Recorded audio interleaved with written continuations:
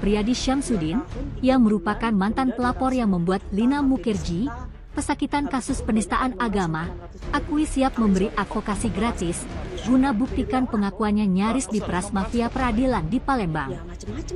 Pernyataan Lina Mukherjee pasca bebas bersyarat yang mengaku nyaris menjadi korban pemerasan untuk meringankan vonisnya menuai banyak pro kontra di masyarakat. Tak hanya soal mafia peradilan, Lina mengaku juga dimintai sejumlah nominal saat awal kasus penistaan agama tersebut masih proses penyidikan. Pengakuan yang disampaikan di salah satu podcast di YouTube, pemilik nama asli Lina Lutfiawati ini membeberkan adanya dugaan pemerasan yang dilakukan oleh pelapor kepada Lina Mukherjee hingga 2 miliar rupiah agar perkaranya dihentikan dan laporannya ditarik. Pengakuan Lina Mukherjee, permintaan sejumlah uang senilai 2 miliar rupiah itu datang dari kuasa hukumnya saat masih proses penyelidikan polisi. Ditanya lebih lanjut, uang 2 miliar itu damai dengan siapa? Ditegaskan Lina bahwa permintaan uang damai 2 miliar itu adalah dari pelapor.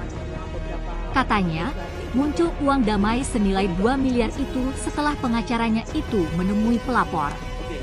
Lina Mukherjee juga mengakui sempat melakukan pendekatan dengan pihak pelapor saat itu, berusaha meminta jangan sampai dipenjara.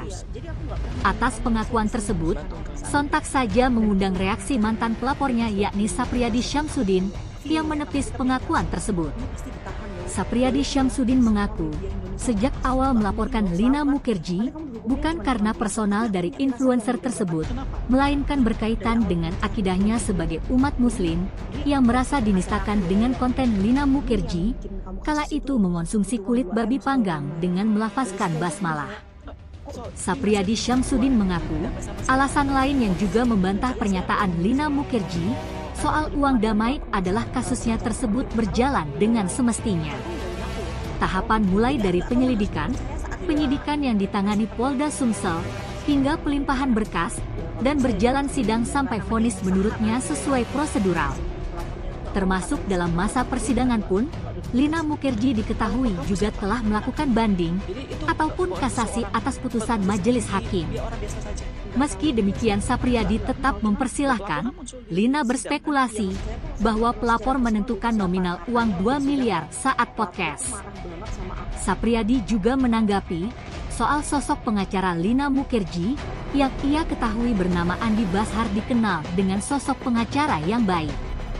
Sebab, kata Sapriyadi, sosok Andi Bashar pengacara Lina Mukherjee saat laporan itu diproses oleh kepolisian, telah melakukan upaya komunikasi dengan dirinya yang berarti sudah bekerja profesional sebagai seorang pengacara. Sehingga, menurut Sapriyadi, pernyataan Lina berkaitan dengan pengacara pertamanya itu akan berpotensi merusak citra profesi advokat. Jadi, tanggapannya begini. Kita flashback dari awal. Flashback dari awal ini mulai dari pelaporan. Pelaporan, penyelidikan, penyidikan, sampai dengan tahap 2 P21 dan persidangan. Artinya, meskipun ada ruang perdamaian restoratif justice, itu kan digadang-gadang oleh penyidik pada saat itu bahwa terlapor atau tersangka tinggal menunggu restoratif justice. Kalau terjadi perdamaian, itu berarti ada sesuatu hal yang dikompensasikan kalau terjadi perdamaian. Kalau berkas itu dilanjutkan dan ini bahkan sudah menjalani hukuman dan selesai, berarti kan tidak ada kompensasi atau nominal-nominal pada saat itu. Artinya semua sudah clear secara fakta dan secara kenyataan. Nah, terkait dengan kalimat beliau bahwa pelapor pada saat itu menentukan nominal 2 miliar, ya silakan saja beliau menyampaikan begitu. Tapi yang perlu saya cermati begini, kuasa hukum dari Lina Mukherjee ini, yang pertama, yang Pak Andi Bashar, saya lihat beliau gigih dalam membela kliennya. Dia sosok pengacara yang baik. Kenapa saya bilang dia sosok pengacara yang baik? Dia mampu bertemu dengan saya, dia mampu mendapatkan nomor telepon saya, berarti dia bekerja. Nah, persoalan kinerjanya dinilai oleh klien atau oleh Lina Mukherjee, pengacaranya meninggal, kan itu kan ada internal di antara mereka. Apakah ada kesepakatan yang gagal dan segala macam.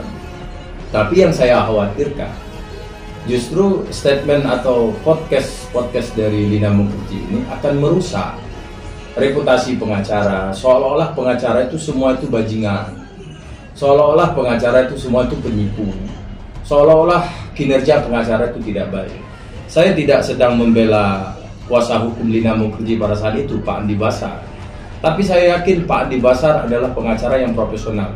Bahkan saya pernah lagi di jalan tol, dia nelpon, Dinda katanya, waktu itu kita tidak ada masalah Dinda, antara kamu dengan saya tidak ada masalah. Tolong bantu saya katanya untuk menyelesaikan masalah ini Lina Mukherjee. Maafkan dia. Saya bilang saya maafkan dia secara personal. Tapi dalam perkara ini Bang, saya mohon maaf. Daripada saya hancur nama baik saya karena yang saya laporkan tentang akidah, maka sekali ini saya mohon maaf. Kita tetap rekan sejawat yang baik, saya bilang. Artinya pengacaranya dia, kembali lagi, saya tidak sedang membela kuasa hukumnya dia. Persoalan fitnah atau tuduhan atau sangkaan itu sudah clear pada saat persidangan. Kan ditanya jaksa penuntut umum atau majelis hakim pada saat itu.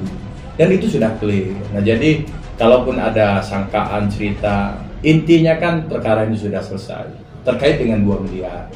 Nah, jadi saya tidak merasa terganggu atau terusik dengan masalah ini karena sudah clear. Clearnya di mana perkara sudah inkrah, dia sudah bebas, pembebasan bersyarat. Justru saya berharap kalau seandainya pembebasan bersyarat beliau belum selesai, lebih baik kurangi kunjungan podcast. Kenapa saya bilang kurangi? Jangan sampai beliau jadi korban lagi dengan konten-konten, dengan undangan-undangan podcast.